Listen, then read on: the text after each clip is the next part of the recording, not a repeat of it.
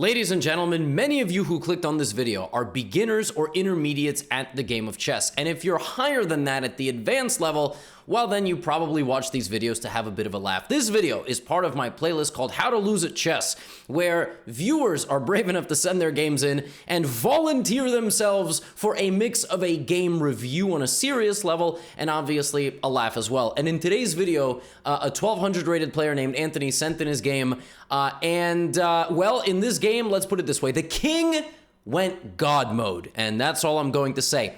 We will jump into the game in a moment, but I ask for just 1 minute of your time.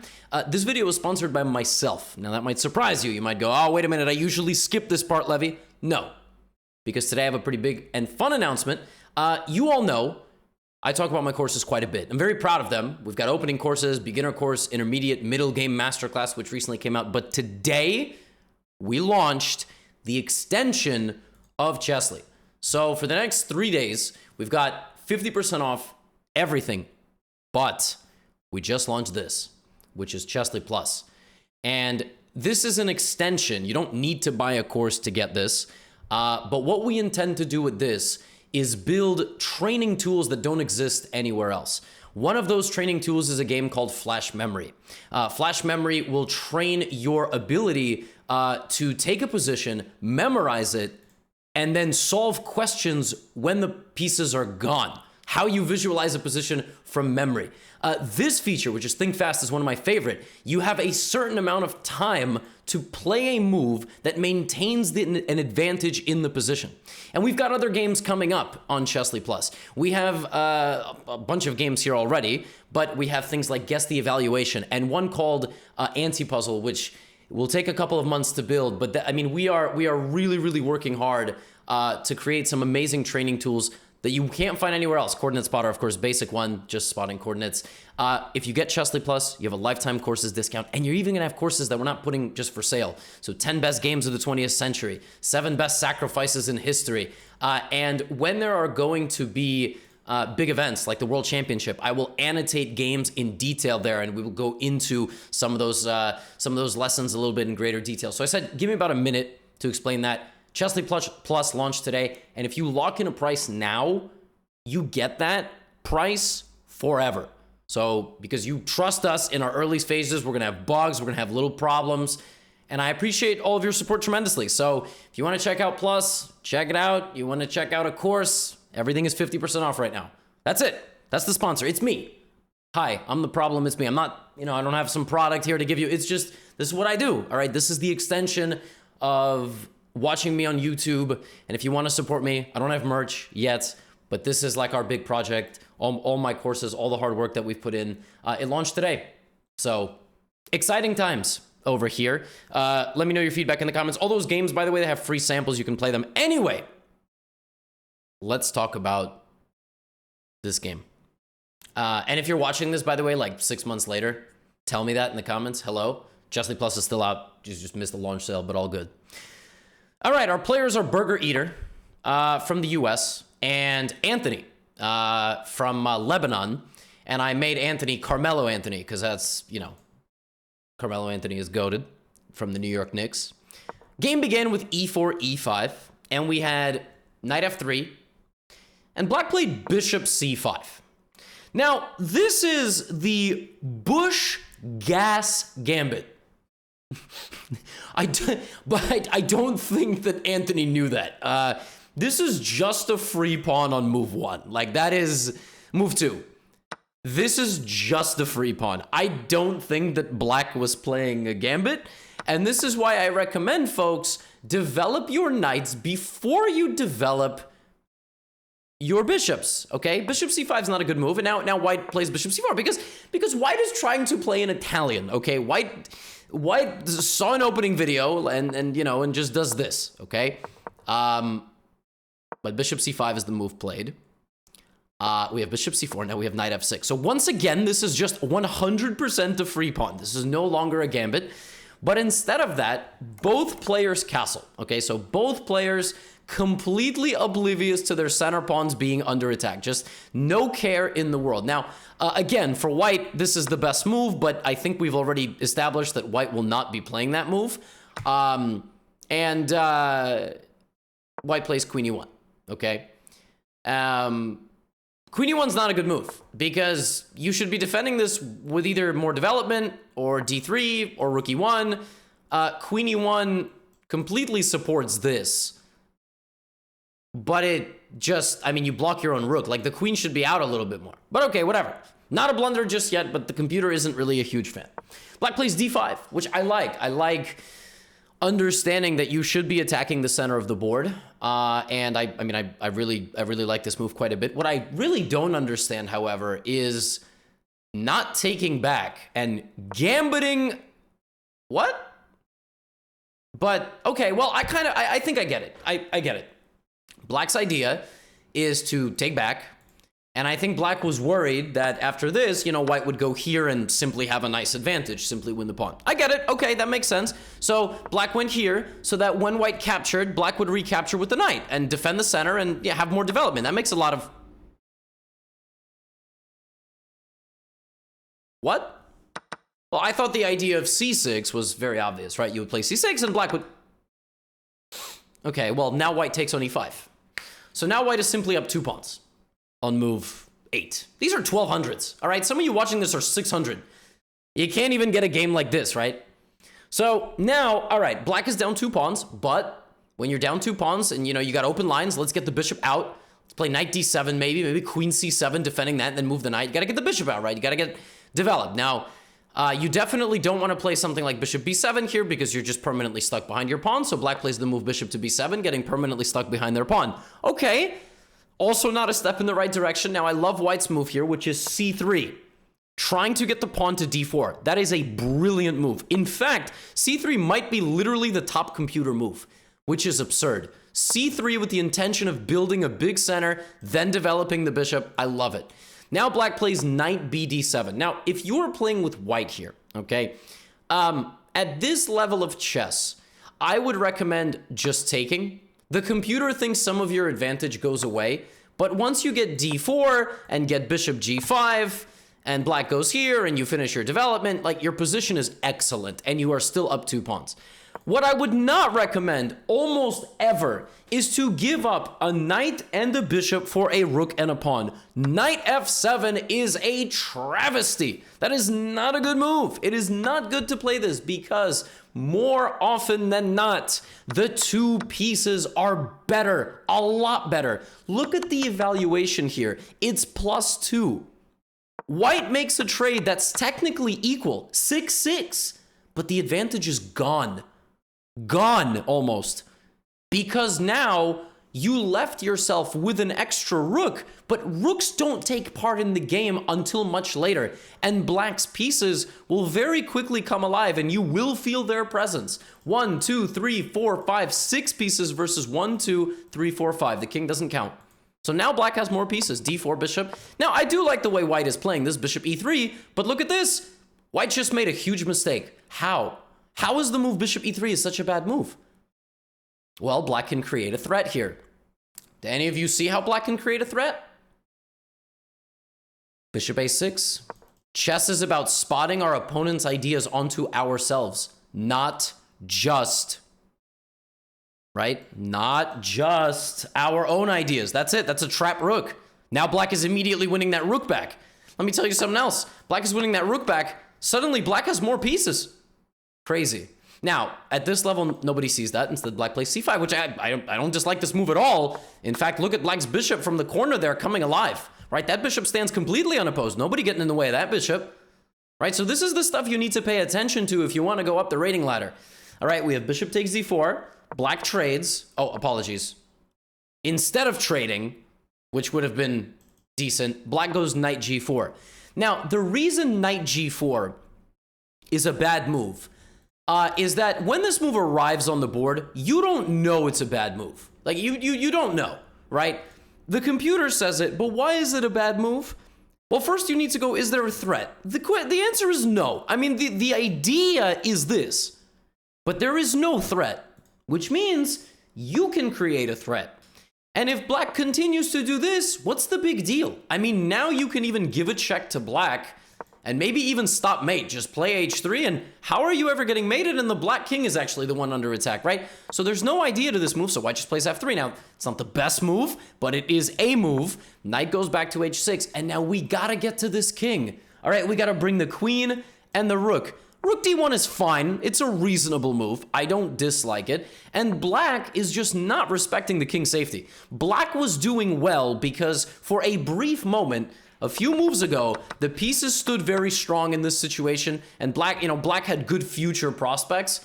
But by playing a couple of lackadaisical knight moves, and now bishop to c7, which once again does not create any threat, nothing has changed in black's position, and white has made a lot of progress. Knight, bishop, rook, queen. Now, if only white's queen was like out more and could like get into the action a little bit, but it's still fine. Black is in serious trouble and immediately blunders. Blundering completely. The blunder here is the fact that white can take, attacking the queen. This is check, so you can't rush. But after this, the rook, the queen, and the knight are all getting in. One of them is getting in, all right? And it's rook d7, and it's a devastation of the black position. Devastating, all right? Like, it's over. So you gotta be able to spot these little details. Instead, in the game, white just gives a check because they're still at that level. There's not a lot that separates 1200 and 1000, but the major similarity between 1200 and, let's say, 600 is the consistency of the moves, and yet at that level, you still go, ooh, me see check, me play check, right? It's the only check in the position, so it has to be a good move. Now, black has to hide the king. You gotta go here. I mean, you gotta go as far to the corner as possible. You cannot go straight back. That loses the game. You need to look for checks. And the craziest thing to me, in this position, white made a one-move check in 5 seconds. But then white did this in 6. If white had played this, it would have been over. This wouldn't have been a YouTube video. Bishop c5 check, and just simply take the queen. It's on the board. It is on the damn board. Always look for checks. Instead, white takes, thinking that in this position, they were going to win the queen. And guess what? They were right. Wait, but Levy, what did you... Yeah. In this position, bishop takes b6. The move that I was complaining about, that I was saying was wrong, right? Bad move. Why is it a bad move? Because this comes with check.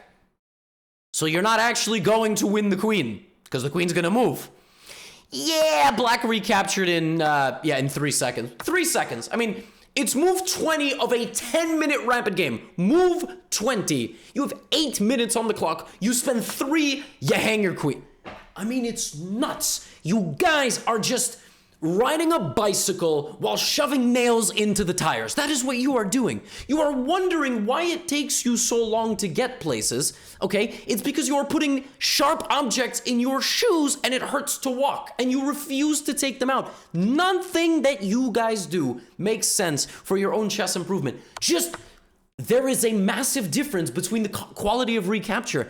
Just look around the board, guys. The board is big. This is the level at which it's almost inexcusable. It's over. Now, how do you win a position like this? You gotta utilize your material. Bring it forward. Trade rooks. A rook trade seals the game for white. Rook d1 blunders a rook in one move. But I'm just saying, like, get the knight back, rook trade, bring in the queen, ravage the position, and promote a second queen.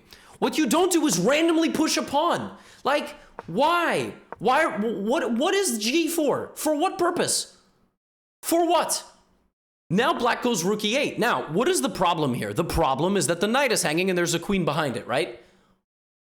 So you defend the queen. That would have been significantly easier to do, and then this wouldn't have been capturable if you hadn't played it, but you have to defend the queen, right? Or danger levels. Check, then move the queen. You don't just hang the knight. Like, what?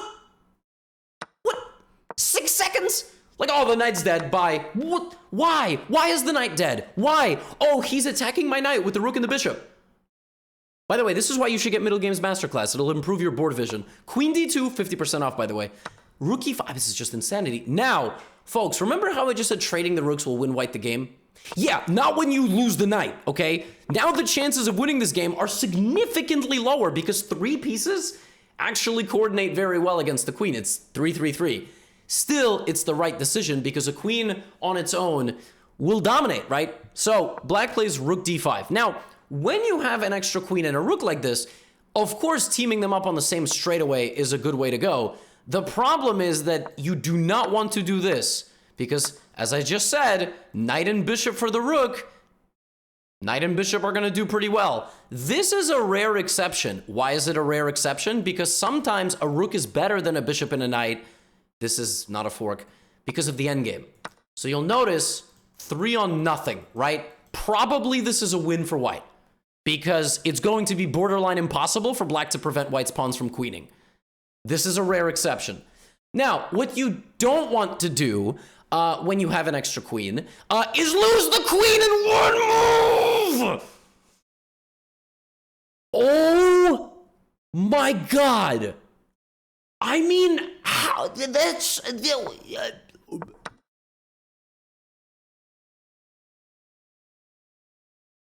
I should just end the video here, frankly. I mean, honestly. Like, I really should.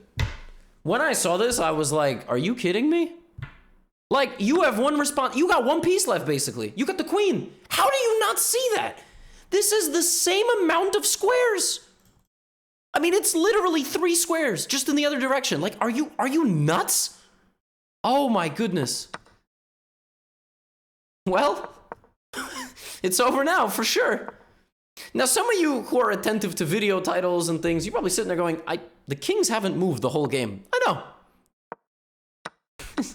No, I like what's going on here. A very nifty move here by black, by the way. That's why you always got to look for checks. Rook e5. Game over. Like, no question asked. The king is completely shut down. So rook e1 is just mate. It's just mate. Rook e1 is mate. No questions asked. That's called a mating net. And if you have the Middle Games Masterclass, one of the ways of converting winning positions is just a direct assault on the king. Use your material advantage to go win. Another way is to take everything and trade and so on, so black takes a free pawn. I don't hate this move, but rook e5 is winning. Now, black takes everything. White plays rook b5. All right? That makes sense. You know, you're looking to trade and maybe queen. Now, if you're playing black here, this is what you play. That's what you play. You have bishops, okay? They'll stop the pawns. Not to mention the fact that you probably have a mate with these 3 pieces, but even if you don't, the pawns will never get through. And then you will slowly win them, and queen, etc. Do not go rook a7. I don't know why you're trying to save the rook unless you're trying to deliver checkmate. So if you're trying to deliver a checkmate, don't deliver it with the knight, because now you got to go back. All right, rook b4. Okay. Good. Check. Here. Still nothing. a4. You got to bring the rook. You got to do something, right? So you got to bring the rook down here. That's mate. You got to bring the rook there. That's going to be mate. You can play rook a6. You can also play the rook a4 and hang the... Oh my God. Oh my God. Oh my God. Fine. Bishop takes c5. All right? You just took one thing. Just take the pawn. Get a... Oh my. Oh my. All right. All right. See, yeah, look at this. Bishop takes c6 is the idea, and rook takes f2. But you know what black's idea was? Check. Uh-oh. Oh, yeah. Yeah. Yeah, it looks like, after all, black is going to avoid any nonsense and is going to win this game. Now, you got to probably push this pawn. If black plays h3, h2 check, white cannot get close. So just this makes a queen, and then you can do, you know, your checkmate, and white will not promote in time. Or that. Yes, you can also, for absolutely no reason at all, give a knight check. Okay, now get the knight back out of the way.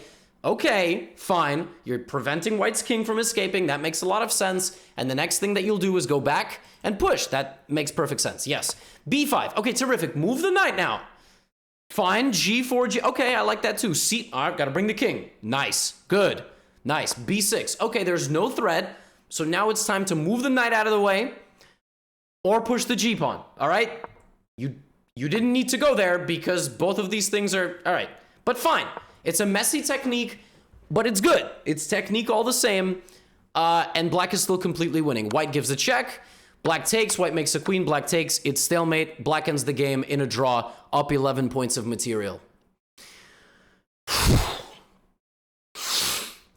Oh, God.